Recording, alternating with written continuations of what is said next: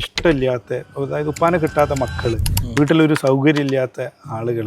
ഉപ്പാക്ക് വേറെ ഒന്നും ഉണ്ടായിരുന്നില്ല. രാവിലെ അതിരാവിലെ പോവുകയും വളരെ വൈകി വരുന്നതുമായ ഒരു ഉപ്പാൻ്റെ മോനാണ് ഞാൻ.